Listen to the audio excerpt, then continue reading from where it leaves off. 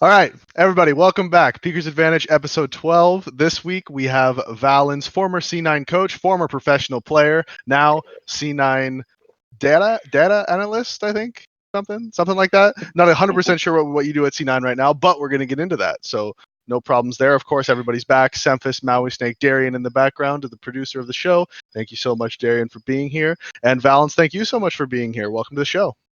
Thanks for inviting me, guys. It's no problem. It's no problem. We love to have you here.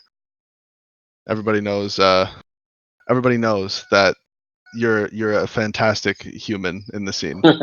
So, all That's the right. best way to be known. Yeah, exactly. There's not a better way to be known than that. So, what exactly do you do at C9 right now? Yeah, it's a good question. So we obviously partnered with Microsoft. We partnered with Microsoft relatively recently.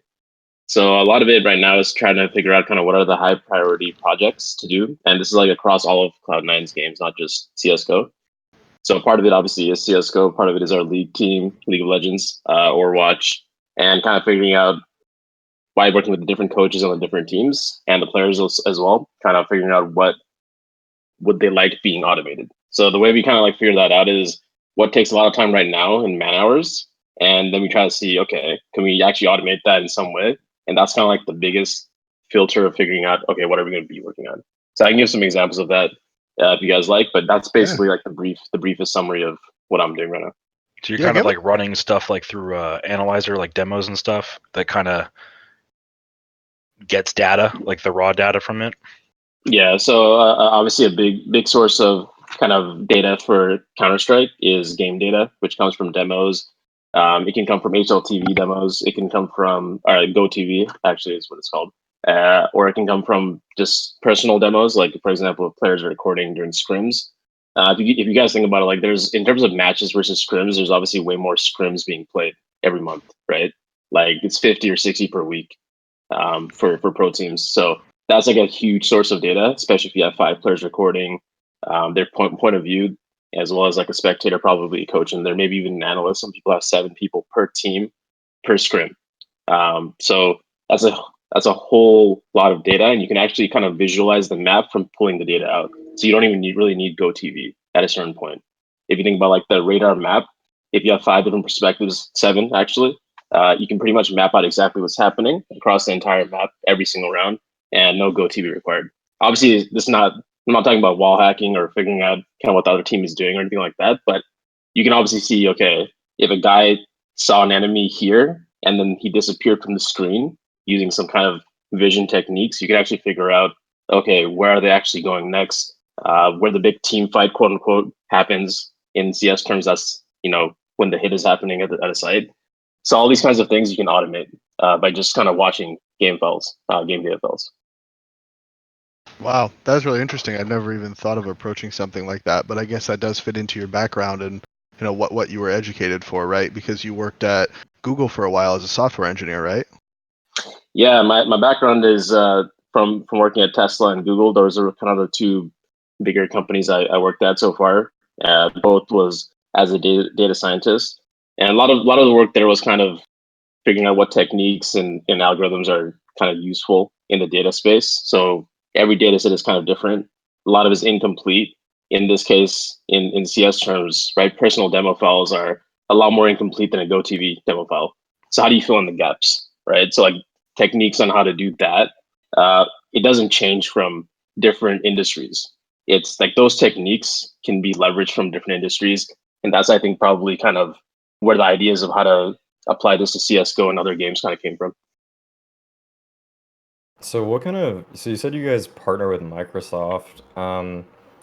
So I was like, what kind of program would you use? Because I actually studied stats in college, and we used like a little bit of SQL and a little bit of R. Yep. Is there like some Microsoft program that's like better or what? So yeah, I think so. The prototyping of like the different techniques and kind of figuring out what works well with the CS data set, that happens usually in Python. And you can Okay. use whatever language you want. Some people use R, some people use Python. I personally use Python. And that's obviously not Microsoft specific. That's like an open source language, obviously. But like how do you kind of take a bunch, let's say thousands, right? A bunch of demo files and analyze it automatically. You obviously need a lot of server power for that. Can you guys hear that in my background? Yeah. Yes. I was wondering if does Soham not have a does he not have a cam because he's strangling people behind him as he's talking? No, that's my girlfriend streaming. She's having a lot of fun Okay. playing like a horror game, I think. So anyway, sorry about that. I thought it was the cat, alright. to be honest with you. Imagine. No, I'm not doing anything crazy, guys. At least you guys will never know. But no. So like basically like you need to have some kind of database or server power to do this much analysis across thousands and thousands of demo files, and that's I think where Microsoft comes in. They obviously provide us any kind of resource in terms of do we want to run all this analysis, free of costs on their servers? Well, sure, they'll provide us with those servers to do that for. But the actual techniques and kind of what we're doing with the data, it can come from me, for example, in Python. Sometimes Microsoft's, if you request it, they'll give us developer resources as well, like real people that will help us figure out how do we approach this problem.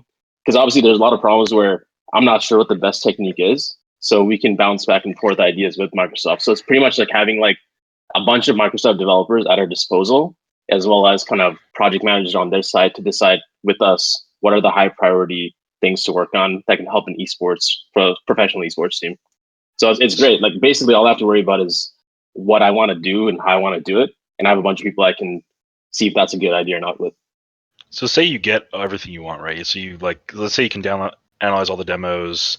There's no like issues with server power, and then you get everything you want. Do you think that teams are ready to be able to utilize that information yet? Because I feel like it's like almost like a learning curve if you have that much information, like to be able to actually implement it in matches. Like Yeah.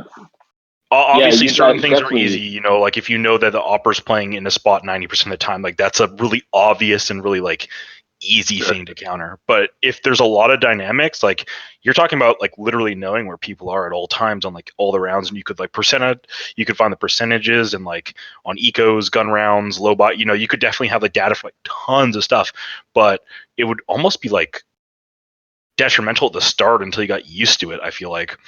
Yeah, you don't want to run into analysis paralysis, and basically what you're saying, and you're totally right. So that's why kind of our highest level filter to decide what we should work on, it actually comes from the players and the coaches of the teams directly.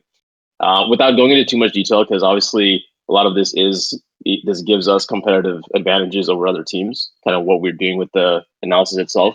I'll give you guys a couple of examples of kind of what I can share. For example, let's break this down between making practice productive and making using this kind of analysis to kind of anti-strat or kind of counter specific teams. So like on the practice side, there's a lot of things that happen during practice that you can actually use analysis for to make practice more productive. So for example, let's say if you had a way to automate, let's say we're recording scrims, we have a private stream, whatever, let's say we're recording scrims, and we need an easy way to quickly decide, okay, where did all the situations happen where we were in man up situations? Obviously, we can have someone manually go in and tag, hey, this is the timestamp from here to here where we were in a man up situation or a man down situation, right? But we can also automate this, right? But it's not difficult to pull from game data files to say, okay, in this part of the round, these were the different rounds. We were man up, man down situations. How did they play out? Which site did these guys hit in practice? Blah blah blah. Right? A lot of things you can figure out and automate for practice itself to figure out what do we need to work on. Are we consistently losing, 3v3 situations? Are we consistently giving up man up situations for some reason? And if we are, who is the culprit? Like those kinds of things help make practice more productive. For the review sessions we have with the coaches and the analysts and the players, we know kind of now what we can focus on. So does that make sense on kind of how practice could be made a lot better, more efficient with this kind of stuff? Well, those are focusing on your own problems, right? Like that's more like self-analysis. So you can always work on that every day. Whereas anti-stratting teams is more team specific and so hard to do when you're not playing a top team too, right? Like if you're playing like a reformed NA team, you really have no data.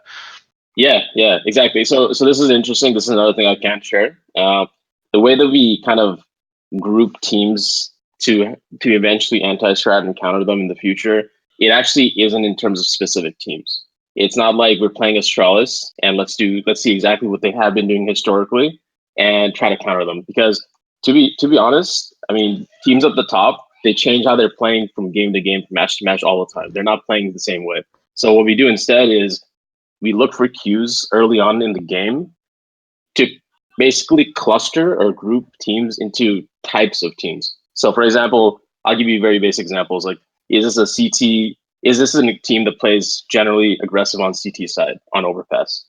Is this a team that plays really slow on T side until XYZ happens?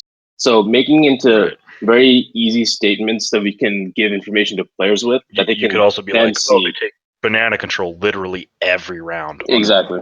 Versus a team that might switch it up. Like, Astralis has like 4 different ways that you can't really know what they're going to do at banana. Like exactly. They have so many different ways. Yeah, and that's the thing. That's when people are watching the games, even pro players and analysts and coaches, it seems like you don't know what they're going to be doing, and it's difficult to read. And the nice thing about having data back you up here is there is actually a way. So, for example, once a team has banana control, their options that really aren't that numerous.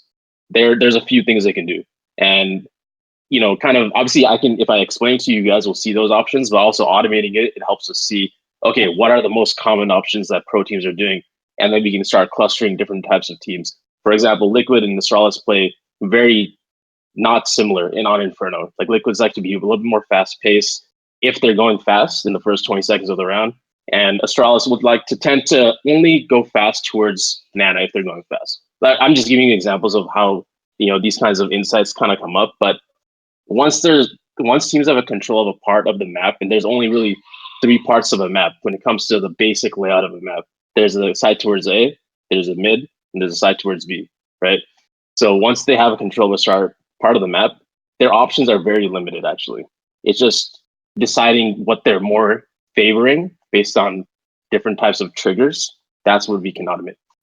Yeah, you can kind of hear if a dude's spamming ult mid on Inferno. You can if they take calls fast. Like there's little cues that if your players are giving feedback back to the caller, they can kind of determine like little things, right? Just like a smoke that they only throw on like one strat or something like. And the thing is, you have to be careful on how you disseminate this information, obviously, because you don't, like you said, you don't want to give too much information to the players, especially kind of leading into a big match. There's already a lot of pressure. Maybe people haven't woken up completely. There's so many outside influences that you don't want to add on more of a burden. So a lot of what we do is try to figure out what's the easiest and most efficient way to kind of give off this information so that we're not overburdening the players. So an approach we found that works pretty well is generally the coach should know the most going into a match. And obviously that makes sense.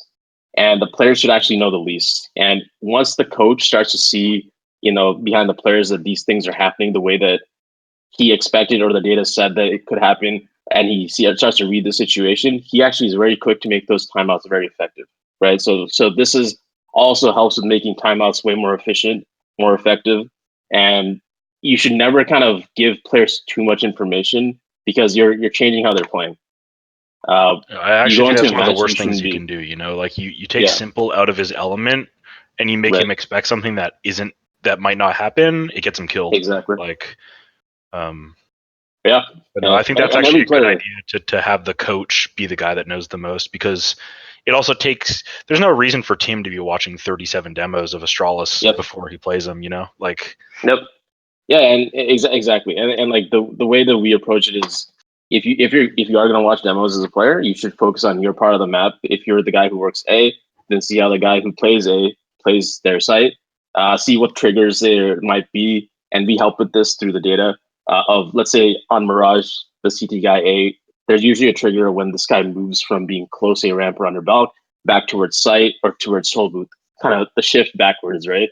There's like a bunch of triggers that you can actually figure out based on what's happening across the map that most teams, even subconsciously, most players who are dead A players on Mirage, they start to do the shift back. And these kinds of things help the individual player working towards it, but we would never share this information with everyone else. There's no point. So individually, we can help players. And as across the kind of as a whole across the map, the coach knows the most, who can kind of chime in, and the players realize that this information that the coach is about to provide is backed by data. So timeouts become very focused. If the coach has something to say, it becomes kind of ground truth at that point, and IGL has the decision to make. Is it something that makes sense with what he's been experiencing as well? If so, we follow it. If not, we don't. So it becomes like very efficient in that way. I guess you don't have to answer this, but do you guys have any rules like you're winning 9-0, coach, shut the fuck up? Even like is there anything like just if you're winning that, like if it's so easy, do you stop giving input and just like kind of let the flow of the game continue? Yeah, it's very important that when you start the game, you let the game decide how you're going to continue playing. You don't let the data continue it. If the game is playing out a certain way and you understand what's going on, even if you're losing rounds, right? That's why it's really important at that point for the IGL and as well as the players. And this is part of the reason we don't kind of overload them with info, that they feel out the game and they actually know what's best. They're the ones that are playing. If they kind of get stuck, it's obvious, right? You can tell by the comms, even in practice, when players of the IGL kind of get stuck, they're not sure kind of what to call or what's happening, or maybe they know what's happening but they don't have any ideas, and that's kind of when the coach should step in. So even though there is a bunch of data that's backing this up, a lot of what kind of gets used from match to match might be very different. If the match is going in a certain way that we expect already, maybe the coach won't say anything, right? Maybe it's just a hype up timeout or let's all calm down kind of timeout instead of him speaking a lot. So once you have all this done, can you guys do me a favor and just analyze every single AVANGAR demo and tell me the percentage that James saves? It's up there.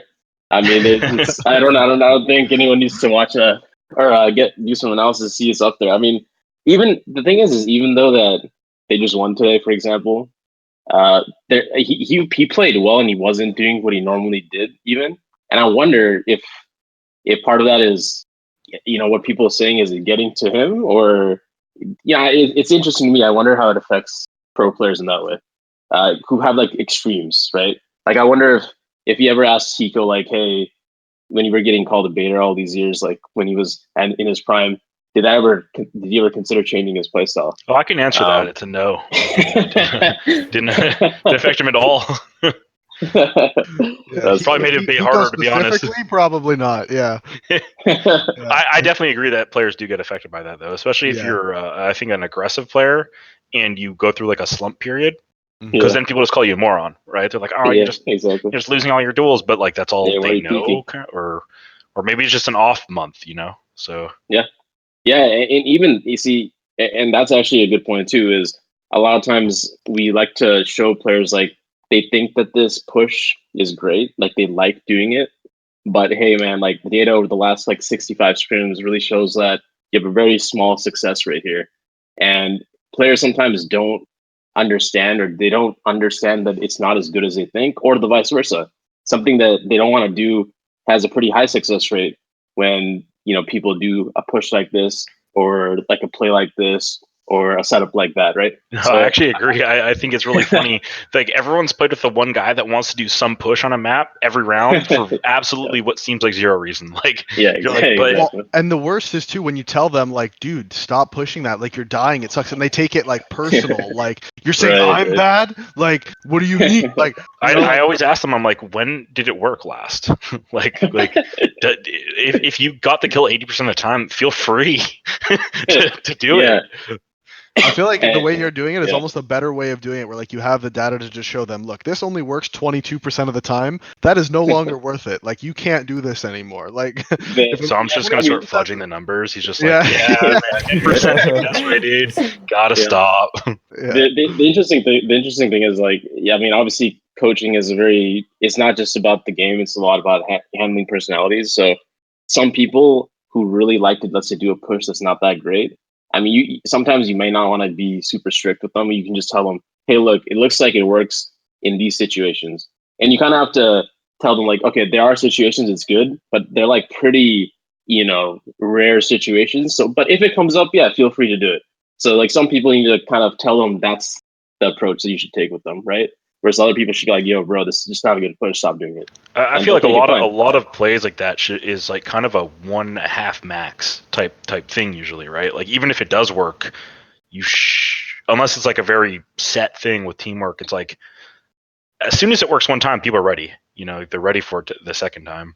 Yeah, our team is boot camping in Madrid right now, just because all the teams are in Europe, the good teams at the major and stuff like that. Yeah. And we found that sometimes when we play the teams that aren't considered tier 1, we learn more about the gimmicky shit that happens, or that could happen. And the reason, I guess the reason is pro players, when they're playing against other pro teams that potentially they would play in a LAN event or whatever in the future, you want to save those for some of it, because you don't want to, if you're doing the scrims against them, they're gonna know it's like an option, right? So it's almost we learn more about weird shit from playing against tier 2 and below than we do against playing tier 1 opponents, because a lot of tier 1 games are just right? Like they're trying to win the scrim. Yeah, exactly. And they have nothing to kind of lose, right? Whereas like tier 1 against tier 1, like let's say we're a new team and you're playing Astralis in a scrim, they're gonna gain way more from that scrim than we are, because they can default and probably just beat us. But if we like try our hardest to like do all of our shit to like kind of win that scrim, they're just gonna know what to expect in the match. So it's an interesting, like if you think about traditional sports, it's not like I don't know, the Patriots. They're not scrimming against all the NFL teams every day. It's every match is like their bodies would just break. That too. Never get to the game. Like no traditional sport, you're not scrimming against other pro teams.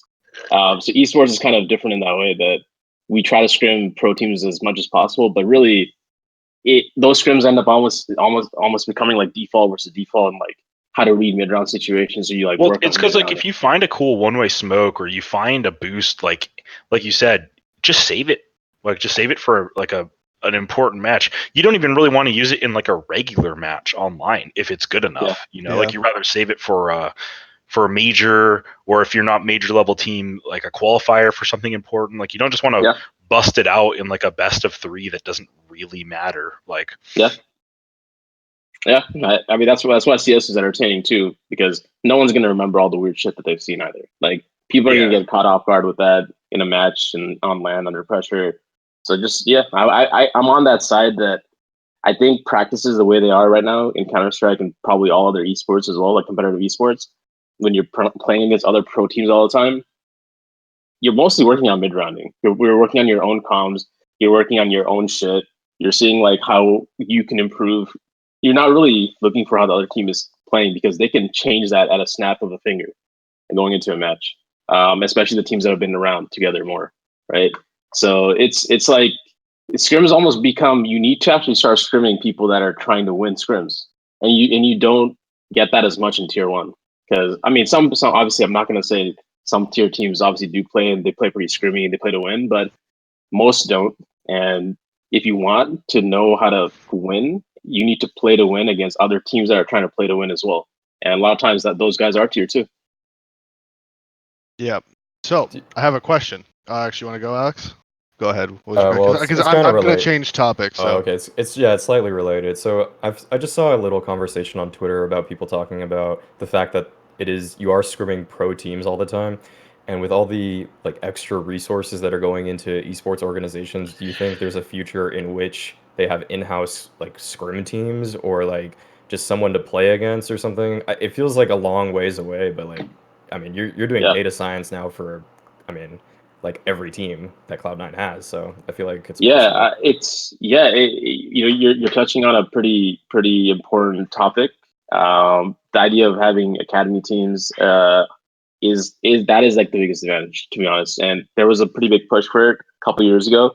I think there was like a bunch of academy teams popping up, right? Gambit Academy, Fnatic Academy. I think even we were discussing Valve an academy made the team. rule that you can't have multiple teams, right? That's when that got shut down.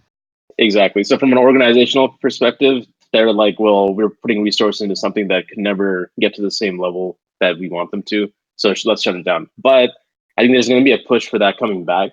And that is the biggest advantage, besides developing youth in esports and up and comers and making sure, they're being developed in a way that pro teams could utilize them, and having pro resources allocated towards developing young players, that just makes the scene better. But besides that, also what you said is, well, then you're going to be able to scrim people that aren't going to share what you're doing There's gonna stay in house. You know they're playing to win. You can actually even tell them like, hey, dude, this scrim, we're trying to work on some B shit. Just hit B a bunch of different ways, right? Like it's much more controlled. Anytime you can control your practice, it becomes a little bit better. Obviously, you need to keep it blind to your own team. Your players shouldn't know what the other team is going to be doing, but from coach to coach, that discussion between teams, it definitely helps in preparation. All right, cool. Yeah, I think academy teams are going to be. I think they're a little bit a ways away. I'm not, of course, involved in any org, so I don't know if there actually is more going on. But it seems like right now teams are still trying to figure out how to make their main teams profitable, like their first team right now. So I think academy teams are a little bit a ways away. Maybe we'll see them popping up maybe at the end of. They don't cost that much, though, is the thing. No, right? academy teams don't. They don't cost a ton, but the it fact is resources, but yeah. Yeah. I think we'll start to see them. Yeah, we'll start to see them. I think so too. I think we're probably maybe like a year and maybe a year and a half away from that, but I think teams will start doing it too.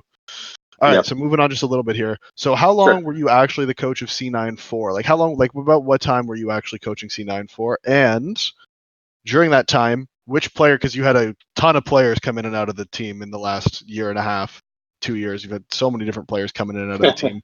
Which one of those players that isn't there right now?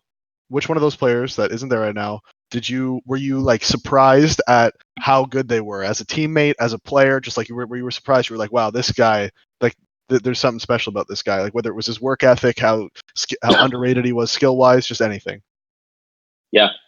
So the first part of that, I was coaching Cloud9 initially part time. That started, I want to say, that it's basically like the end of 2016 or something like that. Like, yeah, I would say like late 2016. That's kind of when I started helping Cloud9 out, and that became full time September of 2017. So all in all, it's been about 3 years. The first year of that was roughly part time. I was still working at Google at the time. I wasn't traveling to every event, and then for the last 2 years, obviously minus the last maybe month and a half where we finally transitioned off to James as a coach. Besides that period, probably for the last 2 years, a full-time coach. So yeah.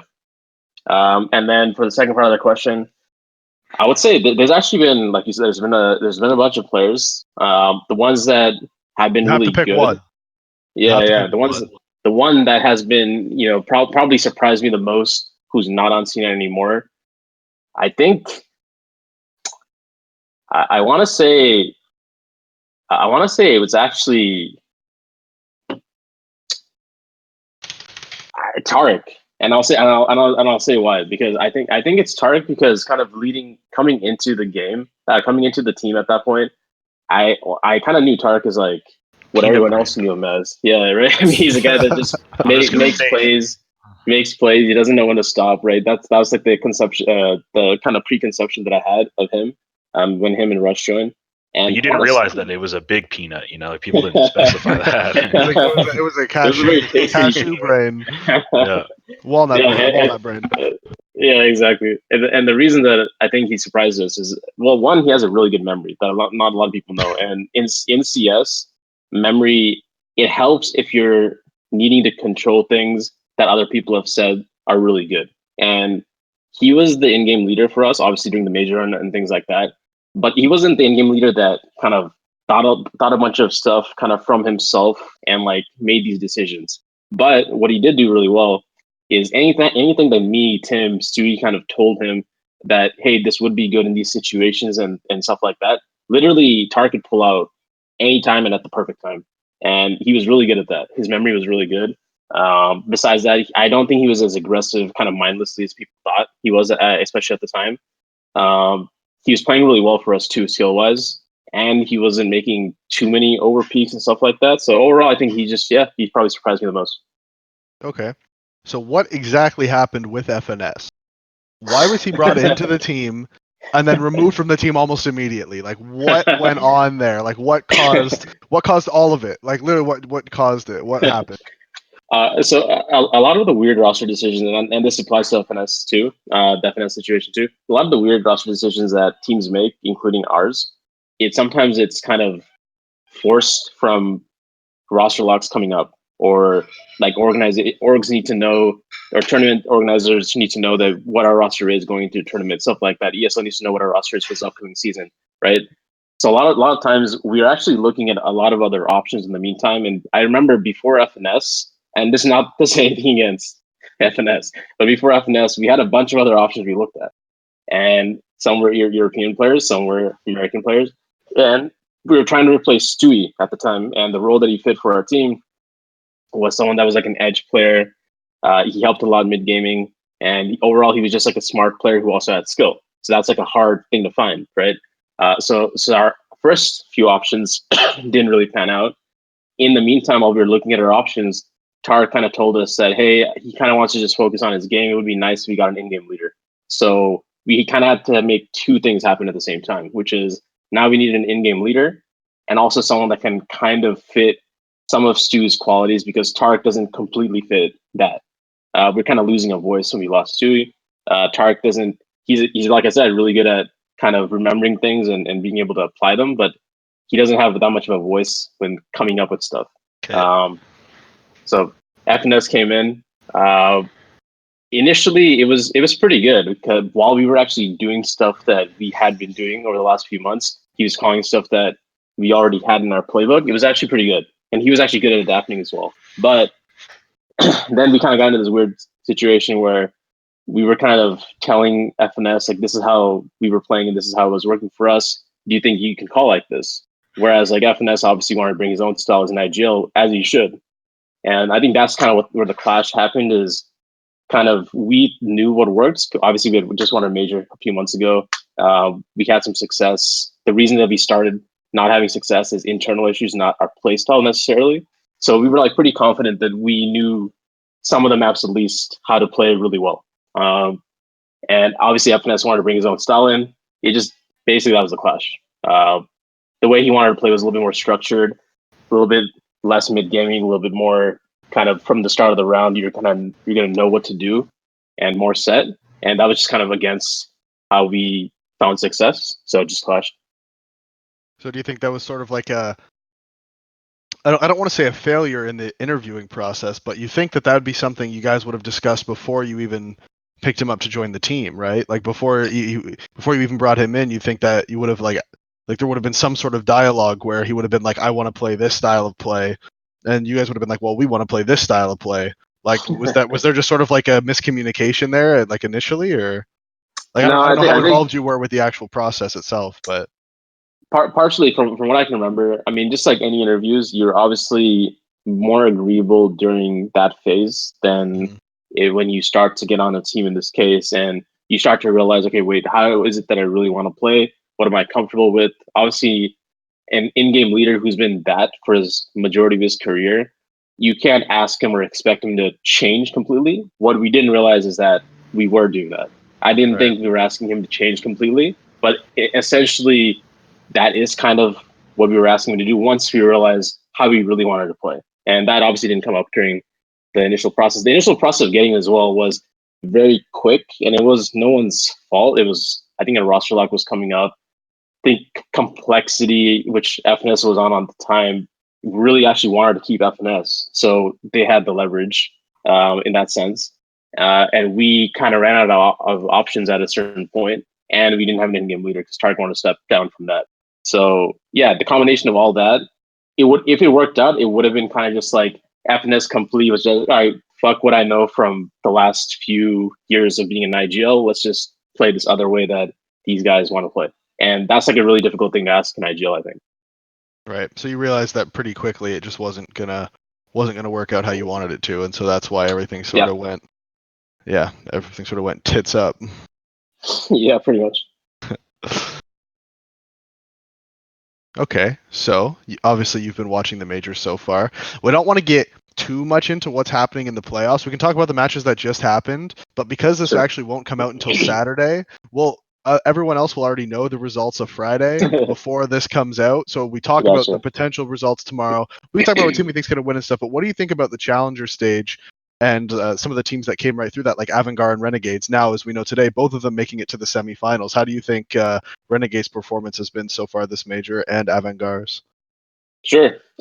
This actually kind of loops back into what we were talking about in terms of when you scrim against pro teams, how that is versus when you play matches. So actually, because we're not at the major, like we're not a team that was playing at the major, but we were in Europe and able to practice, we actually knew the AVANGAR and Renegades and like Leader, all these other teams that ended up doing pretty well, that they were really good.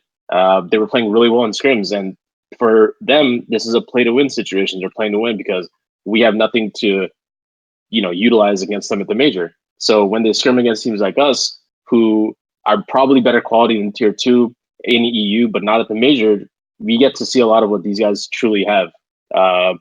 And they were doing really well. So it wasn't surprising to us specifically. We thought they were playing really well in scrims, both AVANGAR and Renegades. So yeah, I think the challenger stage, I was surprised when they went down 0-2, actually, Renegades. AVANGAR, I think also, I'm not sure how far they went down, but they also made like a comeback in the stage. If I Yeah, remember correctly. they made it through on the last day, I think, too. Yeah. AVANGAR went 3-1. Oh, no, in 3-1? the legend stage, like to make right. the playoffs. Oh, then challenger stage, yeah, they were 3-2. Yeah. Okay. Oh, challenger stage, right. Gotcha. Yeah, right. Okay. Yeah, so when we saw these teams that they were having a little bit of trouble, we were actually surprised. Same with Liquid, obviously. I mean, when they went down 1-2 in the legend stage, I know you're talking about challenger stage, but the last couple of stages, let's just lump them Just together. both. Yeah, just both. Mix it. Yeah. There's no rules here, Valens. There's no rules. You can do whatever you want, man. Yeah, we were surprised when those teams went down, and like for us, it's like almost an ego thing, right? Like we're like, nah, we were screaming these guys. Like these guys were insane. Like how are they? So for us, it's like we want them to go through. Yeah, we want them to be good because then it's a reflection of us as well, right? So I mean, I'm happy they went through, not for that reason, but because they were actually playing well. They had a lot of cool stuff. You could tell that their practices are super focused. And it's just, yeah, I think for us, it made sense how the results panned out. I was almost surprised. The one that surprised me actually was I thought that, to be honest, Navi was not going to make it through the legend stage, and Dude, they were not. They were shaky. Yeah, they were not. They were not playing too well. Yeah, and it's not something like, I don't think it was their strats or like how they were playing mid game. It was just they didn't seem like on point. But maybe that's because in scrims they just weren't on point, right? And Navi's always like had like a reputation for being shit in scrims, though. Like they've always had a reputation for not being good in scrims, like showing up late, not caring. Like that's sort of been like their reputation forever. Those guys. Yeah, So you would just think that they're obviously at the event already, so if they're choosing to scrim, then they want to put good use of that time. So yeah, in that sense, yeah, we thought that we could tell that they were doing good things, but they just didn't seem on point as much as the other teams were playing. So that was a surprise to me. Yeah, I think those are probably the biggest surprises. To be honest, we didn't really get a chance to scrim like fours, or like even complexity being scrim much. NRG we scrimmed a couple times. Definitely was not surprised at that when they initially lost. I think to AVANGAR, that was actually like I wasn't surprised on overpass that they lost because of our experience with playing both of those teams. 3 meters, right? Sorry. Yeah. So it was a lot of those results were not surprising. The only one that was really surprising to us was I think Navi. Yeah. What's the deal with every team that comes out like preparing for a big tournament? They said we just had the best boot camp ever, and then they just tank. Like, why is that so? Why does it seem like it's such a common? Like, I can just predict now on my pick'ems complexity. Oh, Shazam said that they had the best boot camp ever. They're not making it through. There's no way. Why do you think that is? There's probably I'm guessing there's like two options. One is that they either really did have a really good boot camp and that's how they feel, or they didn't, but they need to like pump themselves up, right? So I'm assuming. I mean, like I said, we need to scrim them too much in Europe, but their expectations should have been lower in the sense like they just changed an IGL. That's a huge change. Yeah. Def had never IGL'd before. It's been like I don't even know 2 months, 3 months maybe. And it's not like he was an IGL in the past, like I said. So the expectation should have been low. And that's why I was very surprised with the entire interactions of, well, one, what he said, like their expectations seem to be way higher, obviously, because Jason Lake, obviously his tweet that he put out after the loss, right after the loss, all that entire procession was like surprising to me because I'm like, just manage your expectations, guys. Like, you guys made legends. You should be really, really proud, and back in London. And Yeah, I mean, just realize that the team right now is different, and IGL is a huge part of it. You have a new player that has very little experience in oboe. Just be okay with it. And honestly, if they kept the same roster going, probably for the next 6 months, they probably would be in a better spot than changing a roster completely again. Okay, so this ties in perfectly because we have a $25 patron question who asked us. We were supposed to answer it on Return Fire, which is a show that we've just launched to answering questions and comments and stuff like that. But he wanted us to answer. I'd like you guys to discuss the theory craft the new complexity roster. Who do you think is staying? What are their options? Potential buyouts to create the super team Jason Lake wants. So, of those players that are currently on the complexity team, and that's Maddie, our $25 patron. Thank you, Maddie. Thank you, Maddie. Thank you, Maddie. Base So, Maddie. yeah, base Maddie. So, who do you think from that complexity roster, if they are going to do this big rebuild Jason Lake was talking about, who do you think are the players to hold on to from that roster? Let's say, as many as you want. You can either get rid of all of them or keep 4 of them if you want to. But who do you think are the Sure. players on that roster to hold on to? I'm actually going to start with Corey, and then we'll work our way around. So, Corey, you go ahead first. Who do you think the players are to hold on to that roster? Well, I mean, if you got someone like Oboe, I feel like you got him young and you got to give him time, right? So if you cut him, it's kind of stupid. I feel like Def's been there for a while. I don't not like the guy, but he's been there forever. So maybe they want to get rid of him. I don't know. Shazam's like a solid opper, but he seems to fall off for better teams.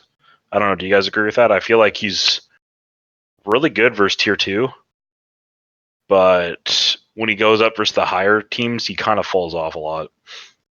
Yeah, I could see that. So I don't know, like if the rumors are true with like Navi and stuff, like maybe they try to get someone like Guardian, although I don't know if he'd want to move. Oscar is benched. There's a couple good options. I can't really. I don't know. What do you guys think? Like it's such a hard thing, right? Like there's. I think like, the only player that they for sure, like you said, the only player they should for sure keep is Oboe. Not even because I think he's the best player on the team, but just because I think what you said, that you got him so young, you signed him young, you took that risk, you might as well keep him and see how he develops, right? Yeah. Like, you might as well at this point. I feel like he's the only one. Like Ricky, I think he's pretty much signed himself off of that team at this point with his little tweet that he put out. I don't think he's sticking around. Well, yeah, I mean Ricky was the obvious one. He's most likely to go, and then Sick is like kind of weird to me because I don't feel like he's bad, but he's not really living up to like his potential of being like kind of like a twist type player or like at least close to that. I feel like he was better when he was on my team in TSM personally. Agreed. Yeah, I don't think he's gotten better. Like that's what was weird about him. I just don't feel like he's actually like he's not improved. bad. You No, know, he's like not bad. you don't watch him and you're like, oh, you suck, but like you're just not like impressed either. So yeah. It's I don't know if that's like an IGL thing because like I mean Soham knows like he likes to fight, so I don't know if his confidence got taken away or whatever, but yeah. I feel like they might keep 3. I feel like the 3 they're going to keep is Oboe, Def, and Shazam. I think those are the 3 that they're. Well, I think keep. Shazam most likely stays with Oboe personally, but at the same time, like if you have someone like Oscar or Garden, I think you get him. Like, well, we know Oscar's not going to be moving because he's already, everyone knows what he's like at this point. He's very home body. Yeah, I'm just saying those are options. Like if you can get them, like you should. Yeah. But whether they move is a completely different story. Yeah. Yeah. What do you think? What do you think, Valens? Yeah, I think if I'm Jason Lake, I mean, it shouldn't even be up to Jason Lake, to be honest. That's Sure. actually. Oh, and I give me my sticker money conversation from back in the day. If I'm Jason Lake. Yeah.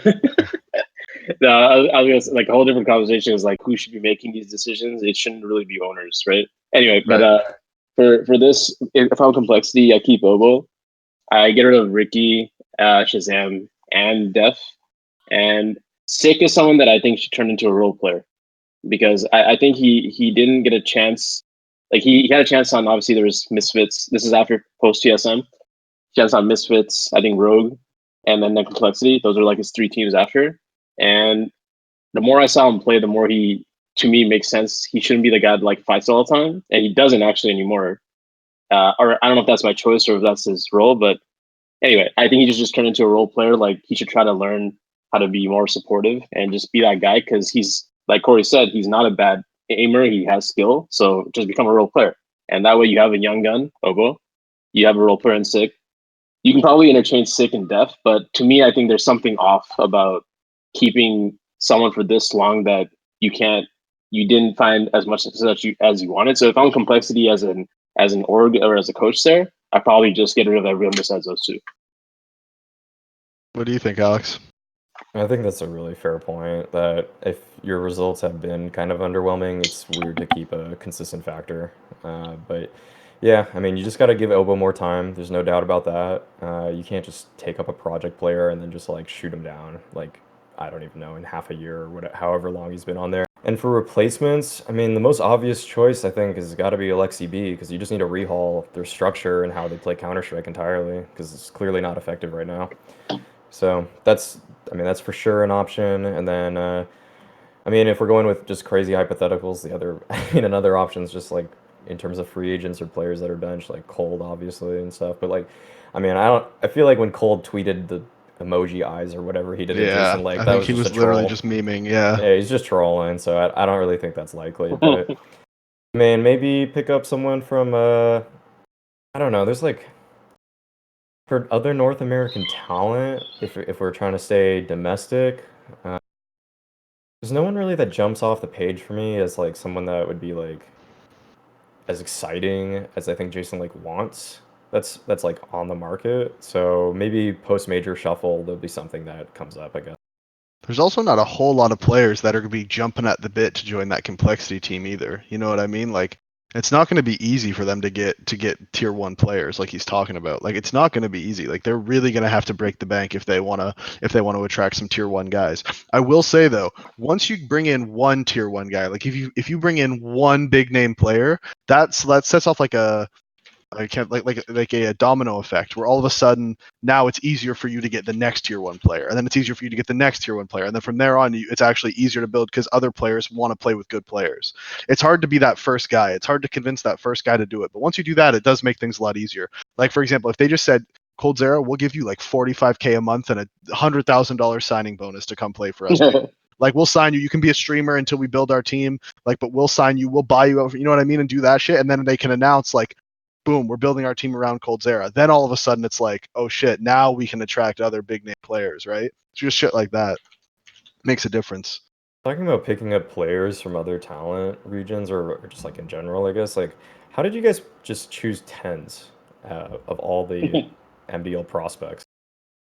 Yeah. So when the way that this iteration of the team was built was we didn't make the minor, which was obviously a huge shock to everyone's system. And at that point, we decided as an org that we're just going to complete a rebuild. So initially, even Tim wasn't going to be part of the roster.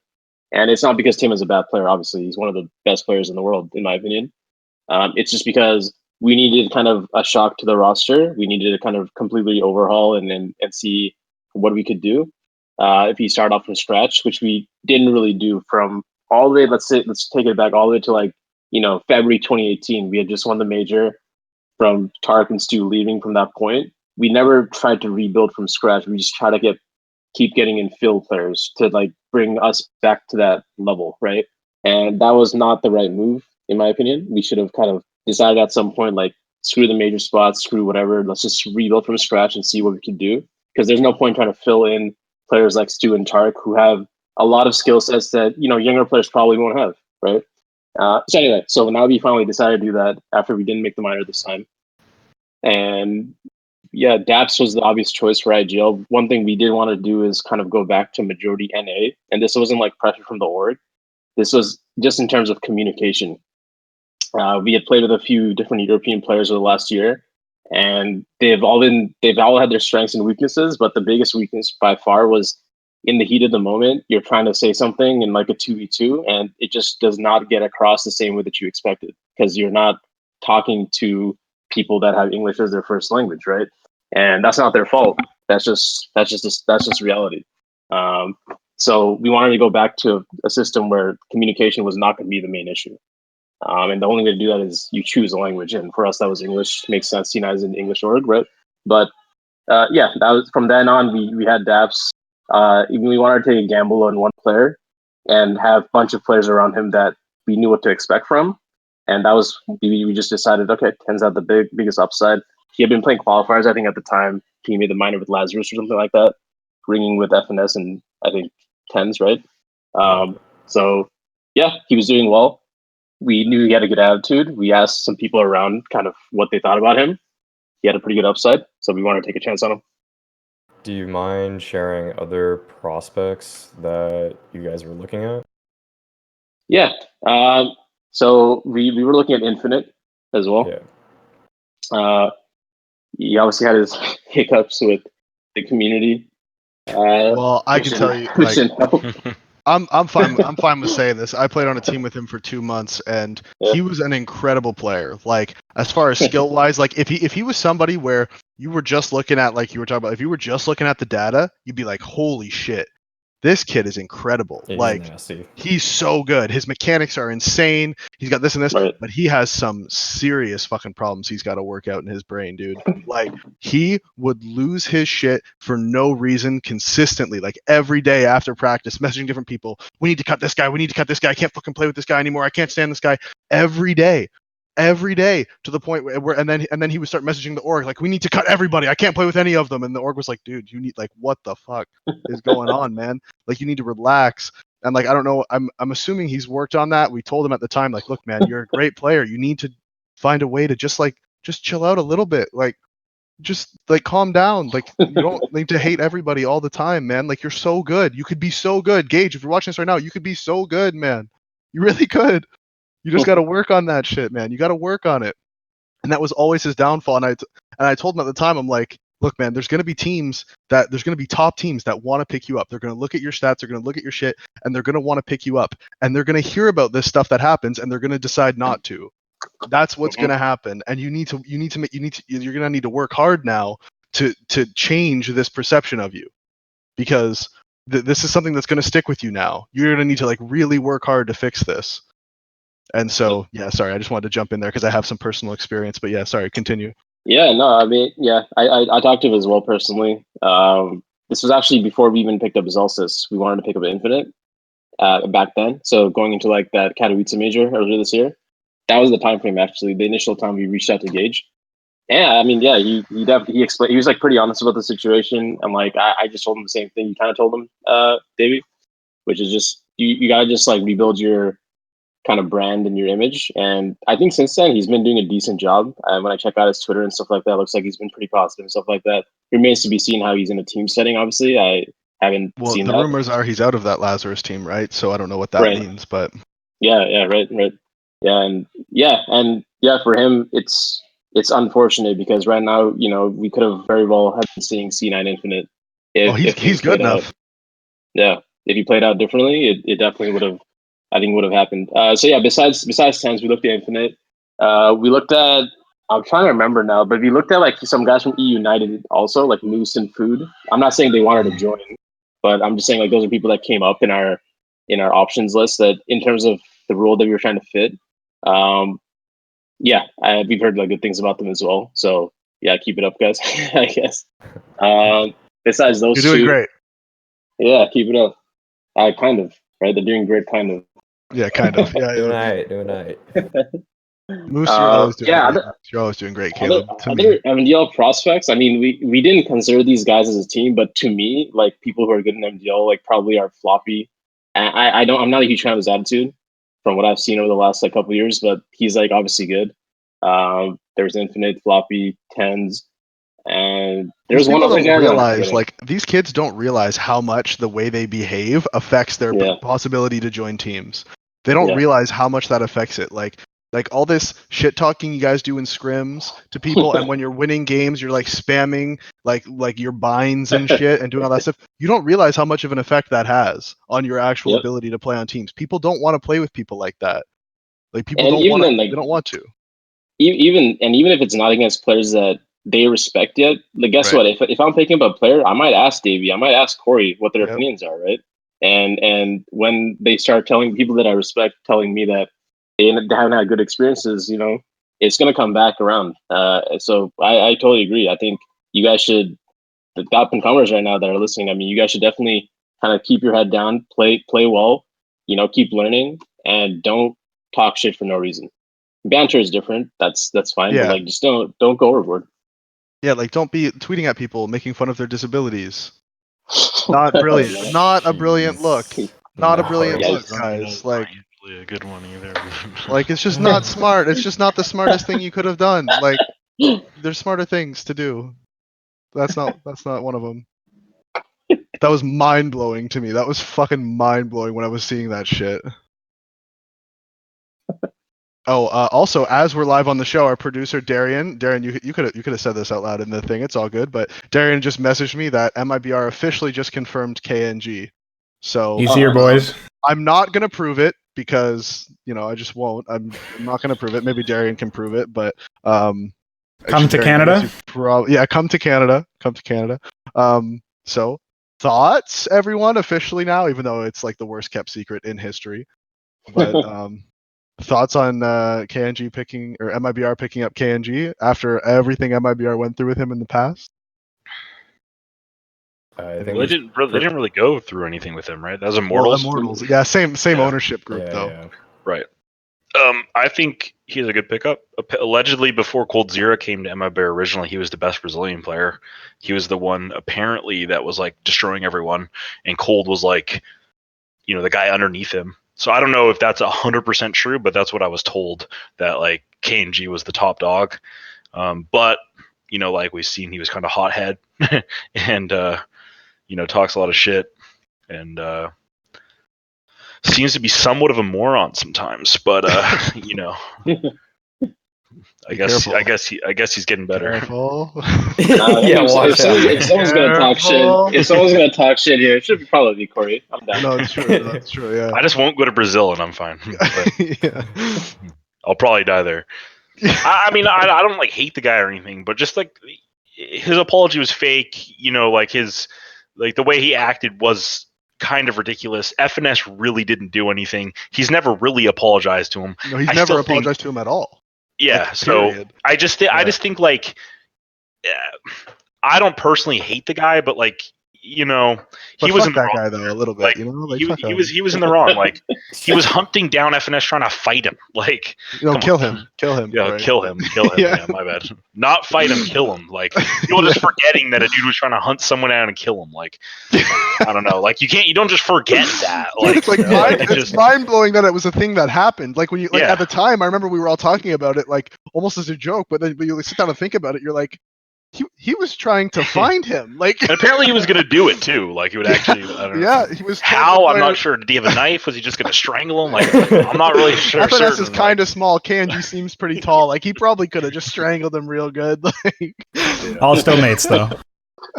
Yeah, all still friends. We're all still friends. It's all good. But I mean, like, if you would just go and say, like, yeah, I was in the wrong, I overreacted, I'd be totally like fine with the guy. Like he just didn't own up to his mistake, and I guess people just forget things. You just don't ever mention it again, and then people forget.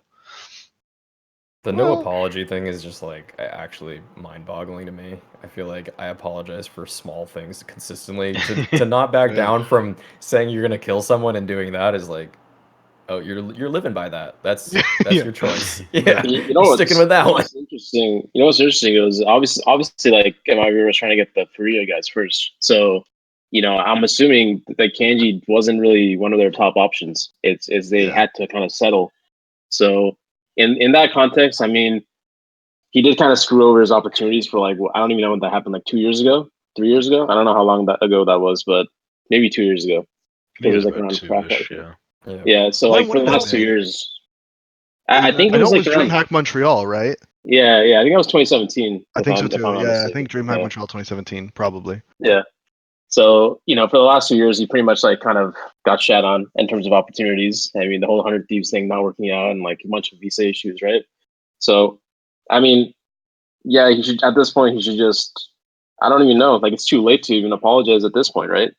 Like even if he says something now, people won't agree that it's authentic. So he's kind of just screwed up in that in that way, but I don't think that's a MIBR fair- kind of wanted him either. I don't think there was like this is his first this wasn't their first option. There's no way.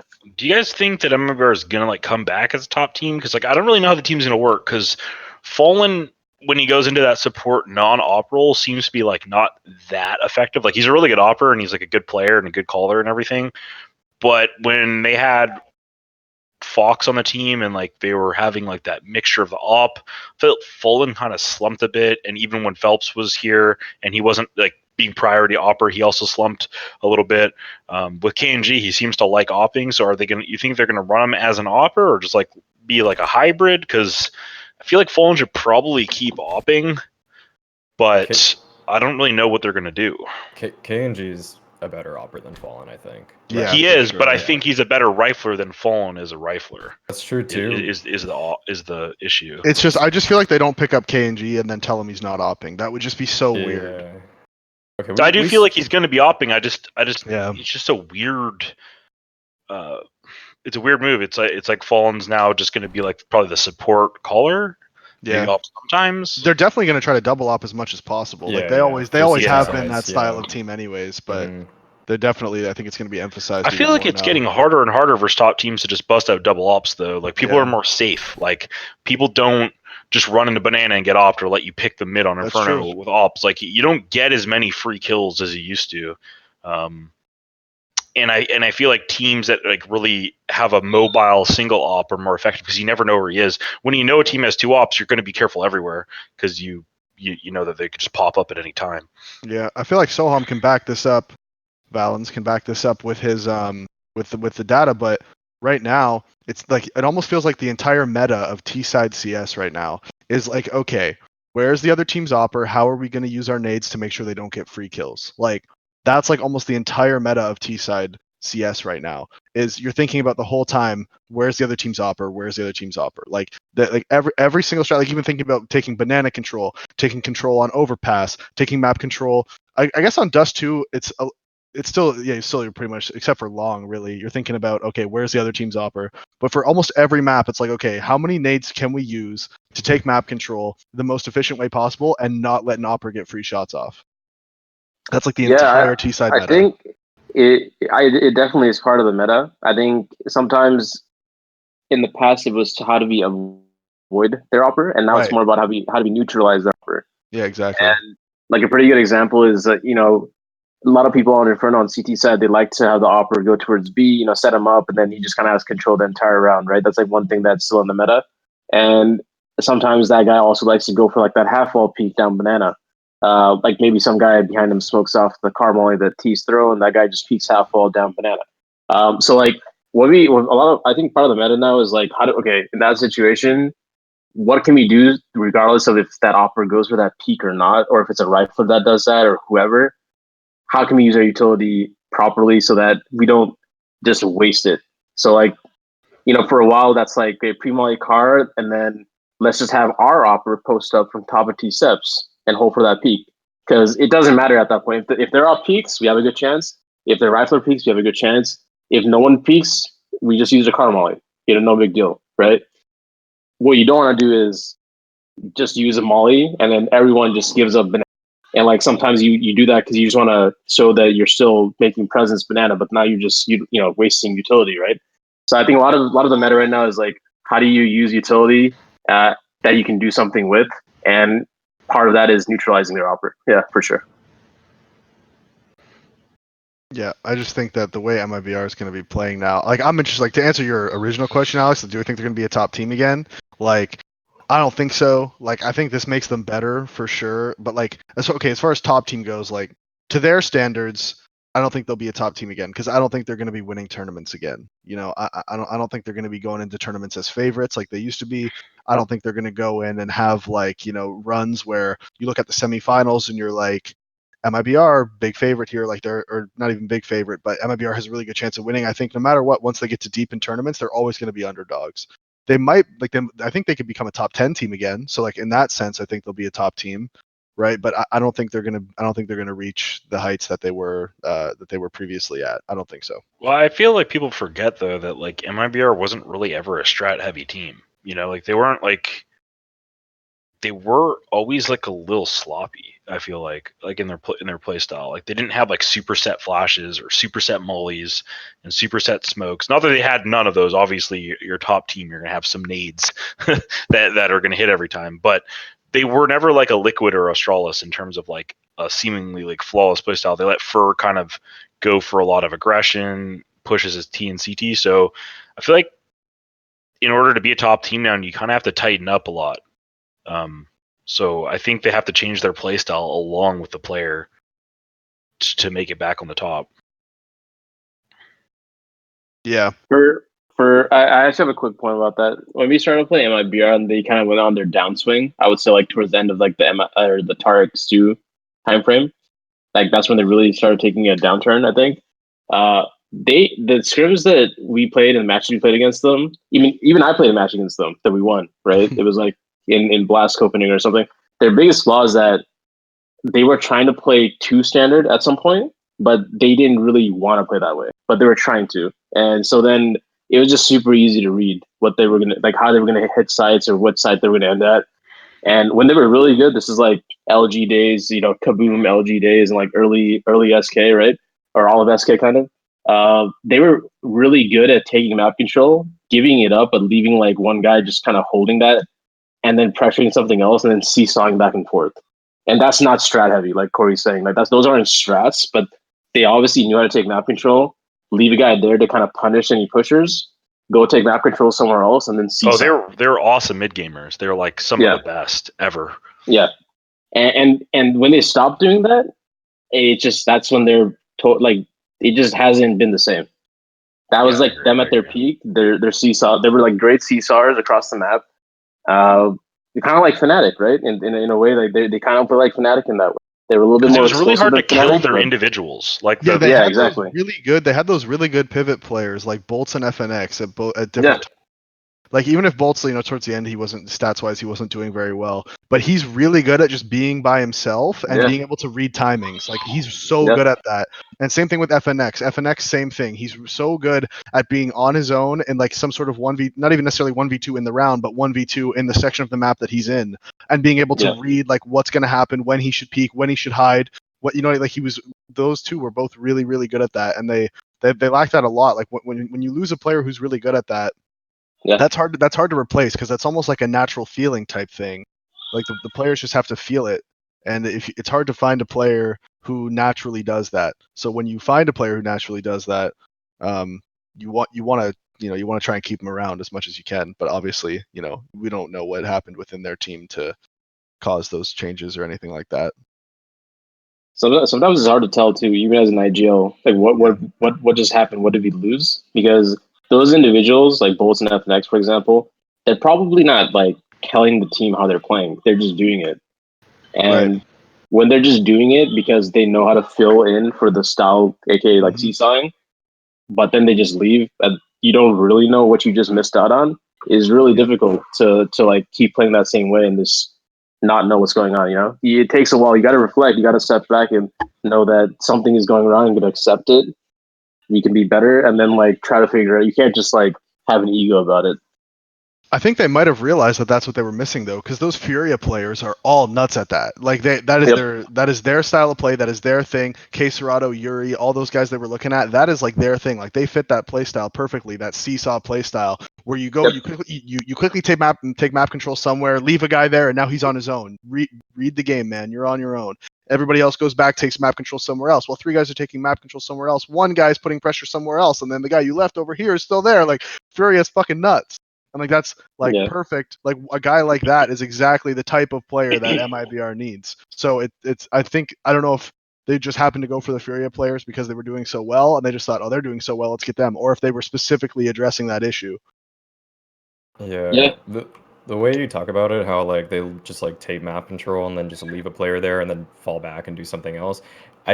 The problem with kNgV in this kind of system is that he's kind of just like this moving unit that's just like a death machine that just kind of like he's just gonna move to different places on the map, try to fight everybody, and then just like sometimes he'll leave sometimes. We scrim them sometimes, and like he'll just like arrive, and it's just like his presence is so just like big because he's just like he's pressuring you with his op in like a way that's just like so uncomfortable at times, and like his peaks are always just fucking perfect. Like he shows like his arm and you're dead and stuff like that all the time. And it's just like I don't know if that's like really gonna suit exactly Fallen's style of calling. But then again, if he's just killing everybody, obviously they're gonna win games. Like so. Yeah, It'll be I interesting mean, to if he's see. part of the pack, if kNgV's part of the trio, right, it would be good. Yeah. If Then he's just it taking would be map good. control. But yeah, I mean, maybe it could be like Fallen, kNgV, and I mean, I don't know who. I guess it should be Fur, maybe, I don't know, because like Taco should Yeah. probably be an edge player, and then who's their fifth? Who am I forgetting? Lucas. Oh yeah, Lucas. Yeah. Oh, maybe it could be Lucas. Lucas or Fur could be like the third guy in the pack. You know, Fallen Lucas, plus one of them. Lucas was really impressive. By the in the last BO3 they played, like oh my god, like that dude was pretty. The sick. thing is, like the way they're gonna, I don't know how they're like. This is a big job for Fallen because a lot of the roles on their team, the players don't really complement each other. That's the problem with like as far as their players' natural instincts right now. A lot of those players don't totally complement each other. Fallen's kind of like a glue guy. He can just kind of fill himself in anywhere and be pretty good at it. Like he's good at that. But like Fur is gonna have to change his play style, which he's done historically before. Like he's changed his roles all the time, but he does take a skill hit when he does that. So I think the way that they're gonna be successful is they have to try and build their style of play around kNgV and just use fill players. Like just use Taco as a fill player, use Lucas as a fill player, and then sort of build this sort of like weird aggressive hybrid style with Fur and kNgV both sort of like doing their thing at the same times and using the other players to kind of support them and fill in wherever they're needed. Because I think if they try to build, I think that they need, if they're making this move for kNgV, I think they really need to try to actually build their play style around his style because their style's lost at this point. They've lost their identity. I think they need to try and rebuild a new one. Do you guys think they have enough skill to go back to seesawing? I mean, you need a lot of skill to play that style. You can't, if you have like lesser skilled players, you can still be a top team, but you can't play that style though. I think it's hugely dependent on Fur.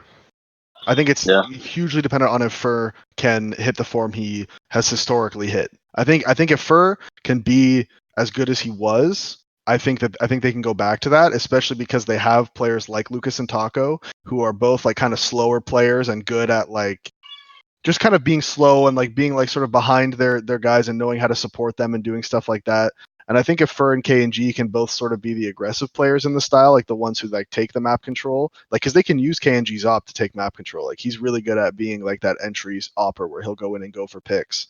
So I don't think it'll be exactly how it used to be, but I think they can definitely have this aggressive loose style, not necessarily a seesaw style, but they could do an aggressive sort of loose play style that I think that's sort of their new identity that they're going to need to build towards. And I have a feeling, knowing Fallen, that they're probably already working towards that. Yeah, I think the map control is going to be scary. Yeah. I also think that people underestimate Taco's timings. Like he's not as skilled as Fur or some of the other players that go for 1v1 kills, and he's not ever really looking for kills either. Like Taco's not really the guy that's going and he's trying to find an opening kill, but if his team's seesawing, he's got really good timing when to come out and kind of catch someone in the side or like just walk around a corner at like a bad time for a seesaw to take a duel. And his aim isn't bad. Like a lot of people think Taco's like a bad player. He 1Ds you all the time. You have to have good aim to do that. So he just, I don't know. I think Taco and Fur, if their like timings and their plays are good, and kNgV's doing well, it should be good. I just don't understand this like Lucas Fallen dynamic. Like they're the two that give me issues in my head of, well, if Fallen's going to be a rifler and Lucas is a rifler, they're both kind of supports and neither of them are exceptionally skilled. So I feel like that's their issue. Now if Fallen's going to op and they're going to put kNgV in a rifle role, I think it's better. Like in terms of, it makes more sense to me, just personally. Yeah, I feel like oddly enough, right now, like now that they have kNgV and the way their team lineup is sort of looking, I feel like they would almost be better with Bolts right now instead of Lucas. Like Bolts would actually fit the roles. Yeah, no, they need a little bit more firepower, and they don't get it if they have Fallen and Lucas both rifling. Not that Lucas, I think Lucas is bad or anything. Well too, to be fair, I'm just talking in the sense of like usually a trio players like something like scrims or like just someone a little bit more skilled and then that's the same fear that I kind of have. I mean, I to be honest, I think it'd be really good for the scene if MIBR comes back to the top. I mean, they have a lot of fans, obviously, and a lot of energy behind their runs. So I think it'd be cool, but we'll see. Yeah. No, they definitely like they always pull tons of viewers. Always, all their events, like all their matches, always have way more viewers than everybody else's. Yeah, that's some those Brazil events too are kind of like random. You know how they have like announcement events and stuff. That's interesting. They have good showings though. So yeah, that's true. All right, so quickly we're gonna just move into major talk. But like I was saying earlier, we don't want to go too much in depth on matches because we might just be predicting. AVANGAR's won. That's it. Yeah. Like AVANGAR won. They're in semifinals. No, We they're can winning talk about the whole AVANGAR. tournament. Okay. So now we know what Corey thinks. So we can Said this talk before. about AVANGAR versus Renegades semifinal. We can talk about the quarterfinal games on the other side of the bracket that are going to be happening tomorrow, and then we'll just say who we think is going to win. So, yeah, what do we think about this AVANGAR Renegades matchup in the semifinals? How do we see this shit playing out? Because one of those teams is going to be in the major final now. Think about that. yeah, that's crazy. Yeah. It's gonna be the lowest viewership in like semifinals in a Maybe, while. I'm sorry. Maybe. I'm gonna watch it, but I'm just I saying. think Renegades has more firepower, but I feel like AVANGAR are less likely to choke. Just their play style and like the way their players play, they just don't seem like they get nervous. Like they have this ultra slow play style, and none of their players do anything incredibly stupid or aggressive that much. And I feel like Renegades kind of relies on momentum. You know, like they're more of like a momentum based team. They play well, they keep playing better.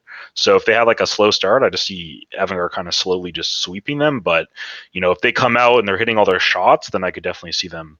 Yeah, like this morning, Renegades was banging this morning. They were winning when every Renegades is hitting gunfight their this morning. shots, anyone that scrim them knows they just run out and just kill you. Like it's really annoying because you're like, dude, are you guys even trying to practice this game? But like they, when they're hitting their shots, and they're very deadly. But I'm going with AVANGAR just because I've been telling that James is the best player in the world for a while now, and people thought I was trolling. But I think I'd have to go with AVANGAR over just map pool also. I feel like AVANGAR just have a free map on Renegades right now because Renegades just suck at Dust 2. AVANGAR just beat Vitality on that pretty comfortably.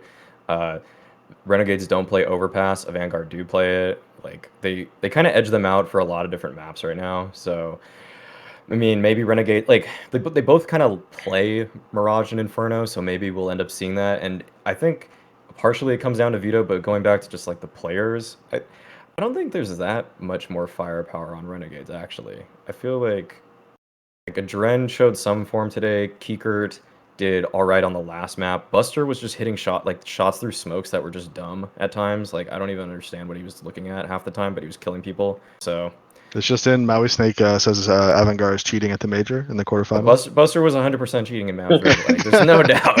Facts. He was just like, he was hitting some questionable shots. But no, obviously I don't really think that. But yeah. No. Yeah, well, I gotta go with Renegades, boys, for that. Yeah, I'm thinking Renegades too. Core, dude, their core has been around for way longer. I mean, let's be in the major. You know, you're like under pressure. What's gonna happen when you're grinding out a game? I mean, the core that's stronger should come out on top. But and JKS has hit form, boys. JKS is in form right now. Yeah, that's true. That guy's owning, dude. You almost picked him up too, actually. Yeah. This is a while ago. Yeah, this is a while ago. Yeah, that would have been wild. Yeah, no, he's absolutely he's hit form right now. He's hit peak form, and I think, like you were saying, Alex, the map pool doesn't totally favor Renegades, but the fact that they just destroyed Ents this morning, like dominated Ents, it was crazy. I feel like if they roll with that momentum into the series tomorrow, shit, man, I can't see them losing. All right, anyways, real quick, we'll go to the next quarterfinals: Navi versus Energy. Dun dun dun. I don't know about this one. This one's weird to me because I feel like Zeus is on his way out, and he kind of knows it. And I don't know if it's affecting the team. Simple's still good because Simple's like medium level is still better than most people's like highest level, but he hasn't been seeming like as dominant. Do you guys agree with that? Kind of like he's good. Yeah. Well, he's on that new mouse, right? Yeah, he's not like on fire though. Like normal, like you're.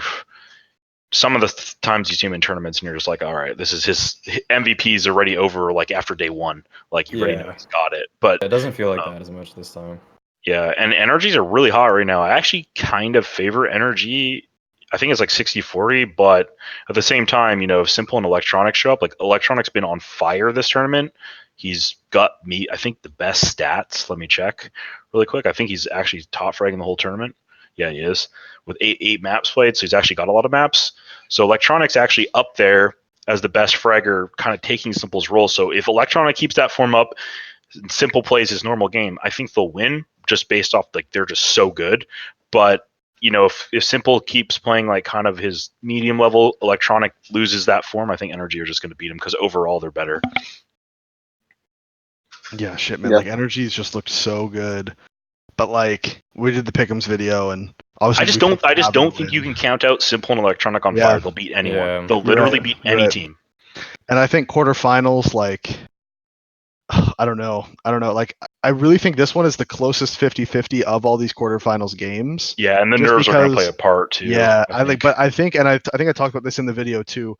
I'm just edging Navi just on experience, just because I think they're so experienced. They have, I know everyone likes to flame Zeus, and I get it. Zeus is bad, blah blah blah. He's still a major winning in-game leader, which does play a factor in these games.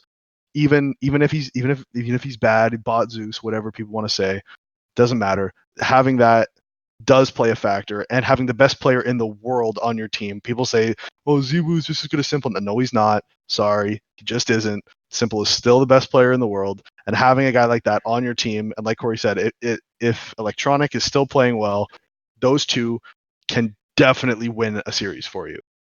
And I think Energy's lack of experience will come into effect. I do think skill-wise, Energy totally, like man for man, Energy's got Navi beat as far as skill goes. Yeah, I think Energy's got one of the most stacked rosters right now in all of Counter-Strike, I think. Yeah, like Liquid, I think is obviously like the most skilled, but Energy's easily up there. So like, close. Yeah, it yeah, should be close. they're like I'm trying to think of what team might have more skill than them besides Liquid. Like, I guess you could say Astralis, maybe not right now. So, like, I really think Energy's, yeah, they gotta almost be like the second most skilled team, just as far as their firepower goes. Yeah, but think about this though. So they cut Zeus, Boom calls, and then they get Jame. It's over for every team, dude. What about Simple, dude? Who's gonna op?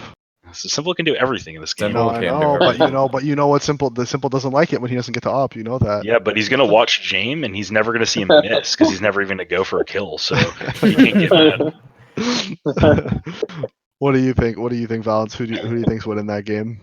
I think Navi has it also because this event is actually one of Zeus's better events. He's not bottom fragging. He's I think he almost has like I think he's even almost, like it might be like slightly negative, but I'm checking this out right He's now. -7. Barely. It might be, yeah, he's like -7 or something, right? Yeah, so he might be on his way out. Maybe that's why he's playing better individually. You never know, but I think like now, like if he's playing better than his average, and like Simple and Electronic, they're playing fine, like Corey said.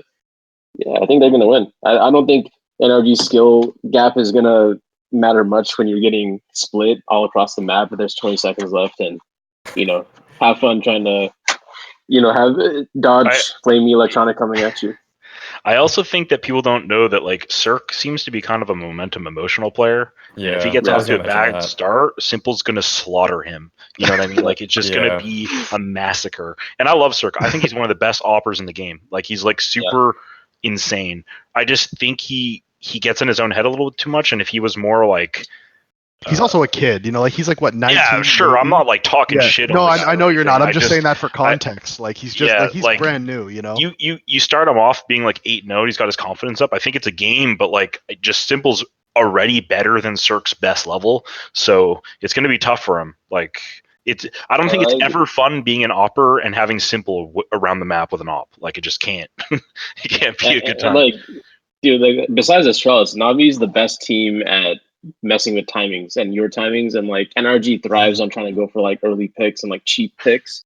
These guys don't give up cheap picks often, honestly, and especially if like Zeus is not dying often right now, which he doesn't seem to be. I think it's gonna be really hard for NRG to get their game going. Even if they have the skill, they're not gonna be able to utilize it as well. Yep, I agree completely. It just concerns me with NRG's roster that it's like, I think this is Ethan's first time in like a major playoffs.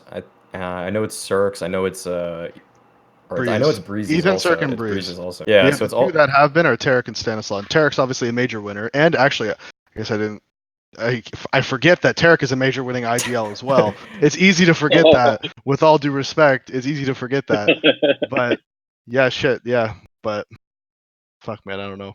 This is just me talking out of my ass, but like Stanislaw is like he strikes me as like a really good IGL, but not like a captain guy. Like, Yeah, and that's fair. if things don't start well, like Corey said, like if Cirque gets in his own head at all, who's gonna bring him out of that? Because I Tarek will say like- one thing for sure about Pete, like about Stanislaw, is he will stay calm the whole time. Like Right. he will same tone of voice, same But calmness. is he calm or is he angry? No. Yeah. no. I swear to God, for real, he will stay calm the whole. Like even if he's angry, you won't know in the game. Like when Gotcha. he's in game leading and when he's playing like that, if they're down 9-0, he will still be calling the exact same way as he was calling on pistol round. He's Yeah, really yeah. good That's really at good, that. yeah. That's a big That's strength good. of his. Is he? He's really good at keeping losing. Yeah. Okay, all right. No, that's not what I meant. Yeah, No, I forgot, dude. I was gonna just say hashtag mobility gaming out here. Yeah, no, I've known Yes. him. I've known him since I was 10 years old, maybe. He was like one of the really? first people I played Counter Strike with. No, not 10. 11. I would have been 11. Yeah, because it would have been. I was 11 or 12 because it was Just a couple years ago, it then. was 2008. It was 2008. Yeah. It was 2008. So I guess I would have been 12 when I yeah, it was 11 years ago now. Jesus, I'm fucking old, man. I'm not as old as you guys, but it's still pretty old as far as it feels like I'm old anyways.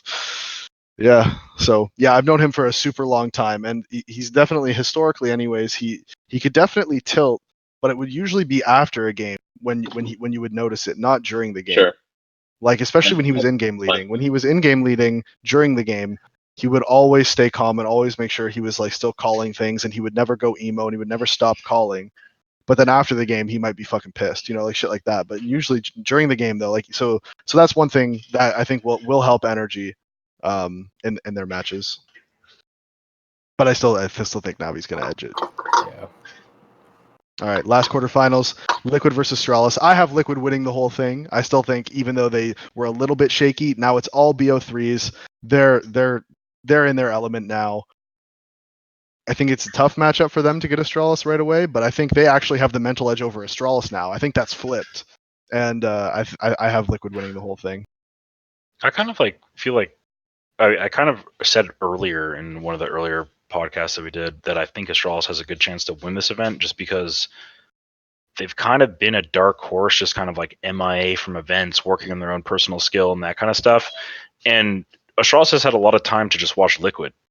Like they have a lot of prep time, and the reverse is harder for Liquid on Astralis, I feel like. So I think the skill isn't with Liquid, but if Astralis is just shutting them down with typical Astralis precision, I think they can still win. So I don't know. Astralis definitely can still win, like you were especially if they're Astralis, they prepared. can beat anyone. But Yeah. I more mean I think there's so much pressure on Liquid to win this event. Like I feel like there's so much, and obviously Astralis want to win it, but I don't know. I also curious about how the maps will go. Like if they'll play a Vertigo or something as a third map because they both play the map. So it's I would love to see Liquid Astralis. Do you want if you're Liquid, do you want to leave in a nuke, or do you want to get rid of nuke and play Vertigo? Like I don't know how the veto's gonna go. Well, I think Liquid's still gonna permaban train. That's just like their thing. They just don't. Well, that's what I mean. It's kind of on yeah, that's true. They'll ban train. Yeah. So it's kind of on Astralis then of what they want to play because they. Yeah. What do you think, Alex? For the matchup in general, I would still pick Liquid, but I do agree that it could be pretty close. I just think that with Astralis, I don't know, they've had time to recoup, to just gather themselves and everything like that, and they haven't really struck me as this team that is coming out swinging for the major. They don't look actually as dominant as I kind of hoped they would. They still played well so far, but no player has really struck me and is okay, Device is on some god tier shit right now, or Magisk is winning every pistol round for them or anything like that. So I feel like that just shows that their individual form isn't as strong. They're still, of course, the really consistent, strong team, but if you can't match firepower to firepower at the end of the day, I mean, you do have to shoot heads. Like, so, I mean, I think Liquid is just so far ahead at that point in that section of this game, like that. It's going to be hard for Astralis to compete unless Glaive just, shoots everyone through smoke. But, Valens, Yeah, what do you got? yeah. I mean, most people forget that Glaive was a huge part of Astralis' run, Mhm. and he's not playing that well at this event. I mean, he's not playing bad, but he's actually playing worse than like Zeus, even in terms Yeah. of for his team. So for them to here's this, I think Astralis is going to win, and this is why. Liquid is playing better for the last 6 months, but Liquid right now is playing worse in this event. The only good showing to me was the last BO3 where they grinded out the win.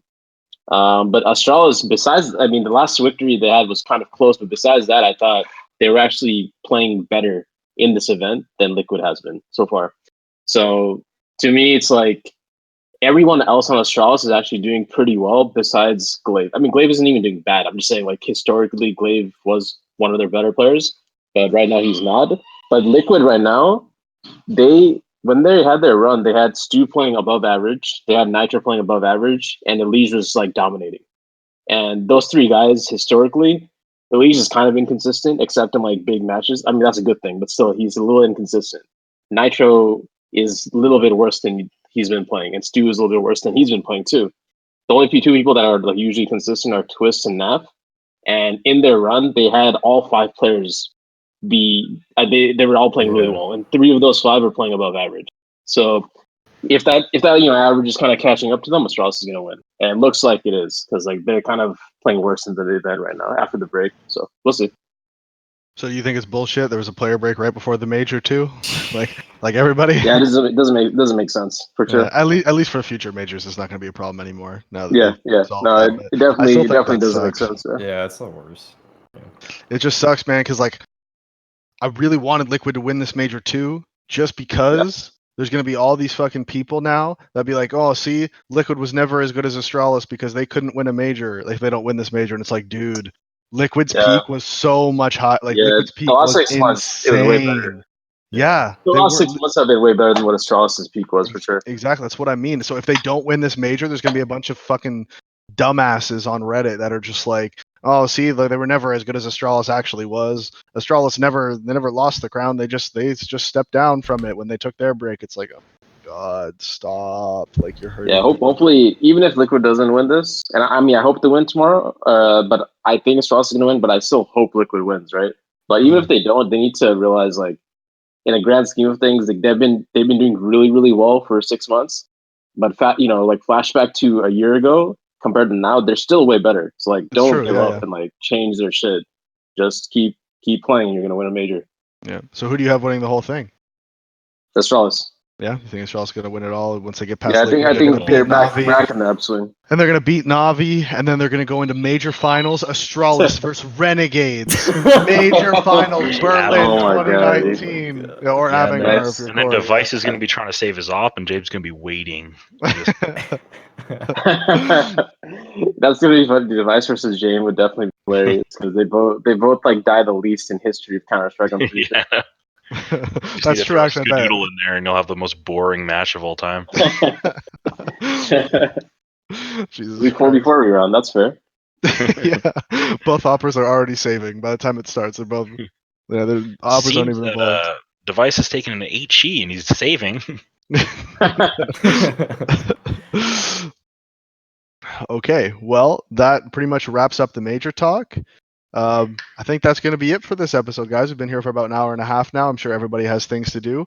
This has been episode 12 of Peaker's Advantage. Valens, thank you for coming on the show. Really appreciate having you here. It's nice to have that coaches and that someone who's really data focused. It's really nice to have your input. You know, I respect it a lot. So thank you so much for coming on.